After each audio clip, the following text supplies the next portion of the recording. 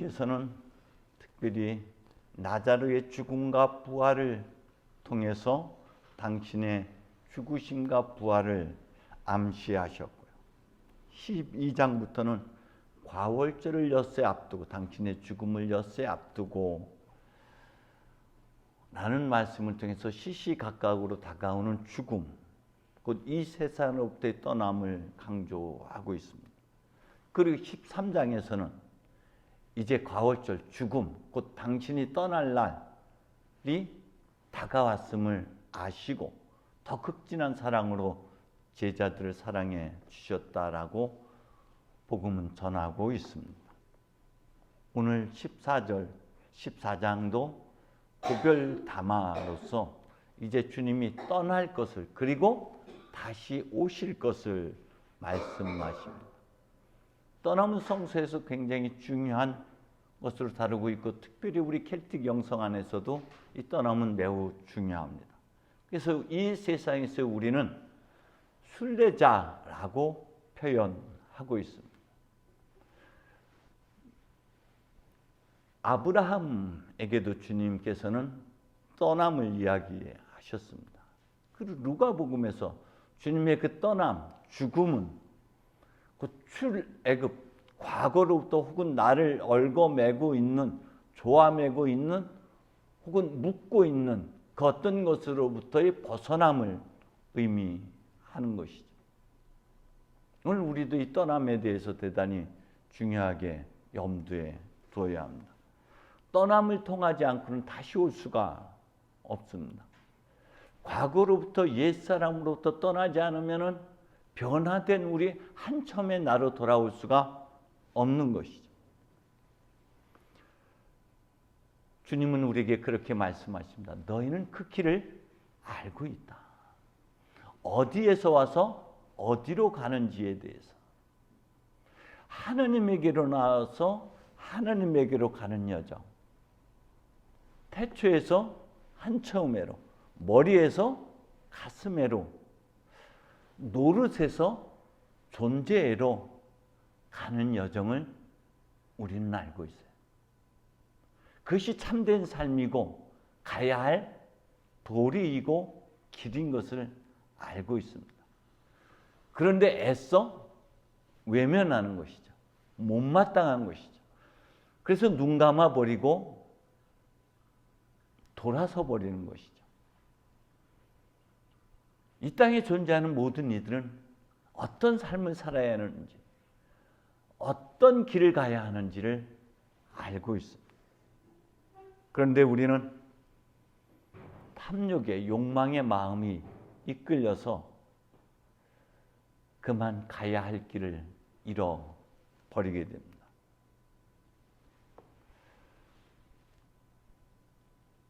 그것은 우리가 하나님의 사랑 안에 머물러 있지 못했기 때문이요.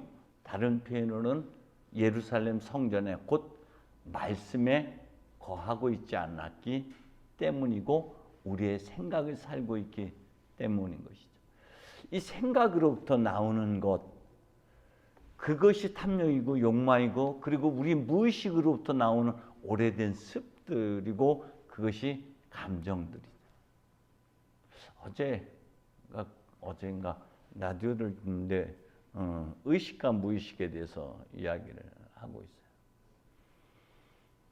우리는 의식적인 삶을 살고 있는 것 같지만 실상은 무의식이 우리를 지배하곤 하죠. 어떤 상황에 맞닥뜨리게 되면 두드러지게 그것이 드러납니다. 그 무의식에 남아있는 것들은 깊은 상처들이죠. 그것을 감정이라고 표현하는데 굉장히 공감하게 됐습니다. 같은 곳에서 같은 것을 겪고 같은 것을 보고 있지만은 기억 장치에 따라서 우리는 기억을 지워버리기도 하고 망각의 저편에 밀어넣기도 합니다. 그런데 느끼는 감정은 아무리 우리가 그 사건을 지웠다 하더라도 감정 안에 남아있는 거고 이것이 생존하기 위해서 무의식으로 집어 밀어 넣었지 그러나 그것은 결코 사라진 것이 아니기 때문에 어떤 상황이 되면 그것이 다시 도드라지게 드러나는 것이죠. 그래서 우리 말에는 자라보고 놀란 가슴, 소뚜껑 보고 놀란다고, 삶은 여전히 소뚜껑은 소뚜껑으로 인식하지 못하고 있다라는 것이죠. 그것이 우리 안에 내재되어 있습니다. 깊은 상처들이. 그것 때문에 우리는 우리 스스로를 외면하고 나무끈을 뒤에 숨어버리곤 하는 것이죠. 우리는 우리의 존재가 어떤 것인지를 망각했습니다. 끊임없이 우리가 경험했던 부정적 경험들이 우리로 하여금 점점 더 멀어지게 했고, 나로부터 멀어지게 해서 거짓 자아가, 탐욕이 지배하는 나의 주인 행세를 하고 있는 삶을 지금 살아가고 있습니다. 주님께서는 한처음에 우리를 닮은 사람을 만들자 하시고 만물을 우리에게 맡겨주셨습니다. 그래서 우리는 한처음부터 하나님의 숨과 영이 불어넣어진 거룩하고 자비롭고 온전한 존재인 것이죠. 그런 신적 존재라는 것으로부터 우리는 망각의 세계에서 살아가고 있습니다. 말씀을 떠났기 때문이고 우리가 생각과 탐욕과 욕망을 살고 있기 때문인 것이죠. 우리가 얼마나 자주 이렇게 자신을 잃어버리고 길을 잃어버리는지 모릅니다. 그런 때 주님은 아담에게 이렇게 묻습니다. 너 어디 있느냐? 이것은 우리가 자기가 누구인지, 자기 정체성을 상실할 때마다 물어야 하는 질문이죠. 다른 표현으로 난 누구인가요? 지금 너 어디 있느냐 말 안에는 난 누구인가와 더불어서 하갈에게 물었듯이 너 어디에서 와서 어디로 가는 거야? 너 고난을 피하고 뭘 피해서 너 욕망을 따라서 어떤 길을 지금 가고 있느냐? 라는 물음까지 포함되어 있는 것이 너 어디 있느냐? 이건 우리가 끊임없이 삶의 여정에서 묻고 또 묻고 물어가야 하는 것이죠. 그 길에서 우리는 주님을 만나게 되고 주님의 말씀과 자비와 사랑과 가르침을 통해서 비로소 나의 존재, 거짓으로부터 탐욕으로부터 벗어나서 나의 실체를 보게 되는 것입니다. 그게 성탄이에요. 아, 내가 본래 이런 존재였구나. 나란 존재를 알아차리는 것. 그래서 늘 사람들의 눈치를 보고 저들이 말에 끌려 살고 그들로부터 사랑받고 인정받고 관심받기 위한 몸부림들로부터 벗어나서 비로소 참된 존재로 돌아가게끔 하는 것이죠. 그게 성탄의 나란 존재, 신적 근원을 알아차리는 것, 한처음 하나님께부터 나온 존재라는 것을 깨닫는 것, 내가 하나님의 자녀이고 하나님의 왕 앞에, 하느님 앞에 왕이요 사제요, 내 인생의 주인공이라는 것, 주님이 내 안에 거하신다는 것을 알아차리는 이 성탄으로부터 다시 우리는 부활회로 넘어가게 되는데, 부활이라는 것은 들은 말을 사는 것이 부활인 것이죠. 주님께서 몸소 제자들의 발을 씻어주시고 나서 알았으니 이제 그대로 실천하면 된다. 그 실천의 길, 삶의 여정이 부활입니다. 부활은 고난과 절망과 깊은 어둠 속에서 빛을 보게 되고 그 빛을 통해서 우리가 길을 걷기 시작하는 것, 그 어둠 안에 무덤 속에 절망 속에 머물러 있는 것이 아니라 하늘이 무너져도 솟아날 구멍을 알아차리고 다시금 뛰고 일어나 우리의 생각을 따르는 것이 아니라 주님께서 걸으셨던, 가르치셨던 그 발자취를 따라 걷는 변화된 삶이 부활인 것입니다. 부활은 우리는 끊임없이 다른 사람의 부활을 요구할 때가 많습니다. 세상의 부활, 세상이 변화될 것을 요구하곤 합니다. 그러나 세상이 변화되는 것이 아니라 나로부터 출발되는 것이죠. 내가 변해야 세상이 변하고 내가 변해야 상대가 변하는 거고, 변화된 삶이 곧 부활의 삶인 것입니다. 감정과 탐욕과 습관 그리고 무의식에 지배받는 삶에서 의식적 삶으로 나가는 것, 그것이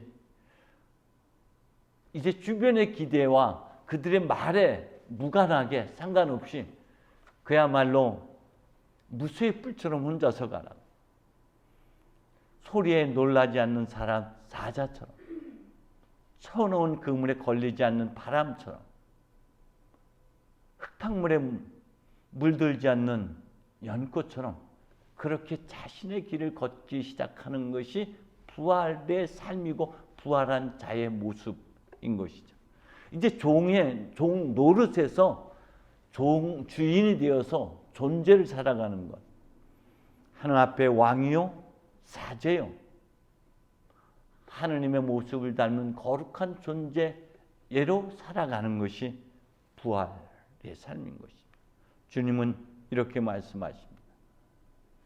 나는 길이요 진리요 생명이다.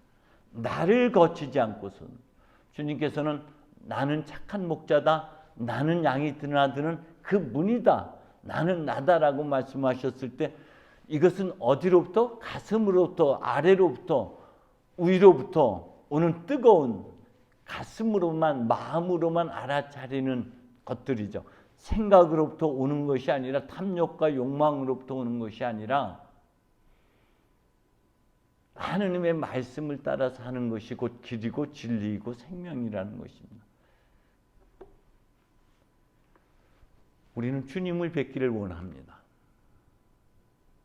빌립보처럼 우리는 주님을 뵙게 하여 달라고 청할 때가 얼마나 많은지 모릅니다. 그런데 요한복음서는 이렇게 말하고 있습니다.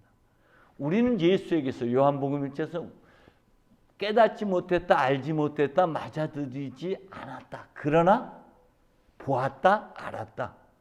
우리는 예수에게서 하나님의 영광을 보았다. 그 영광은 하나님의 은총과 진리이다. 진리로 충만한 것이라고 말씀하고 있습니다.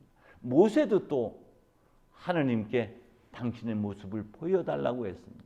그럴 때 하나님께서는 나의 뒷모습만 볼 수 있을 것이라고 했습니다. 뒷모습이라는 것은 무엇입니까? 우리가 삶의 여정에서 부딪힌 하나님은 우리가 알아차리지 못해요. 그런데 말씀을 통해서, 그리고 삶의 여정을 성령의 조명 아래서 다시 곰곰이 생각하고 곱씹고 더듬어 곧 성령의 시각으로, 성령의 빛으로 다시 재조명해서 바라볼 때 우리는 겪었던 것을 재해석할 수가 있게 되는 것이죠. 자연스럽게 이해가 되는 것이죠. 아, 그랬구나. 그래서 그랬구나. 아하, 그게 하나님이셨구나. 그게 은총이었구나. 이것이 하나님의 모습을 보는 것이죠. 우리도 주님은 나를 보았으면 아버지를 본 것이라고 말씀하고 있죠. 아니, 나를 보고도 못 믿겠거든. 내가 하는 이 일들을 보아서라도 믿으라고 말씀하십니다. 우리는 예수를 통해서, 그리고 우리 믿음의 선조들을 통해서, 그리고 우리 스스로 자신의 삶을 뒤돌아보면서 하나님이셨음을 알아차려야 됩니다. 아, 그분이었었구나. 아, 하나님이셨구나. 이 깨닫는 은총으로 말미암아 우리의 삶이 점진적으로 변화되어서 이제 생각이 아닌 말씀을 따라 살게 되는 것이고, 이제 노릇이 아닌 존재를 살게 되는 것이고, 이제 태초에 창조된 야곱의 삶에서 하나님과 마주하는 빚어진 존재 이스라엘로 살아가는 것, 시몬에서 야곱으로 변화되어 가는 여정을, 그것이 그 변화된 이스라엘이, 변화된 베드로가, 변화된 요한이 부활한 모습인 것이죠.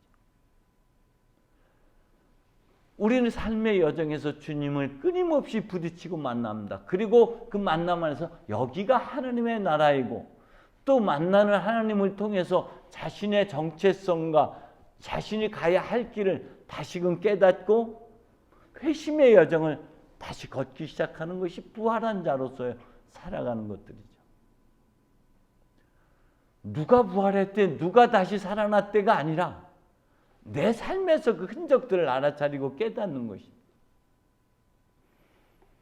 사도 바울은 우리에게 하나님께서 마음의 눈을 밝혀주셔서 하나님의 백성이 된 우리가 무엇을 바랄 것인지, 물려받을 축복이 얼마나 놀랍고 큰 것인지, 믿는 사람들 속에서 강한 힘으로 활동하시는 하나님의 능력이 얼마나 위대한지를 알게 해달라고 기도한 바가 있습니다.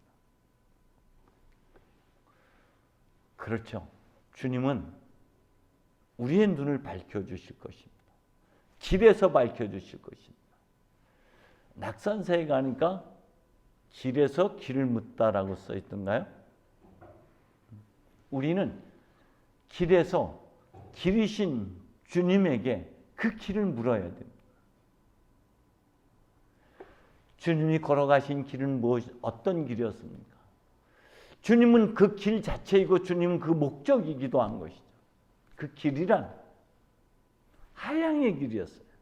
자기 비하, 자기 비움의 길이었어요.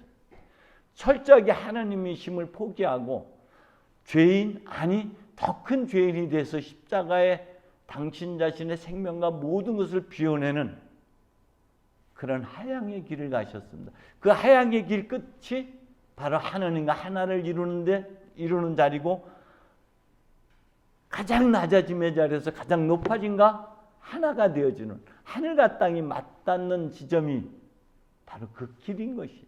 그래서 우리도 그 길이신 주님을 따라서 그 길을 가야 하는 것이죠. 그리고 길에서 끊임없이 길에게 물어야 됩니다. 나는 어디에서 와서 지금 어디로 향하는지, 왜 나는 이렇게 나만 고달프지, 왜 나만 이렇게 힘들어야지, 왜 나만 억울해야지 하는 그 상황에서 다시금 길이신 주님께 우리는 물어야 합니다.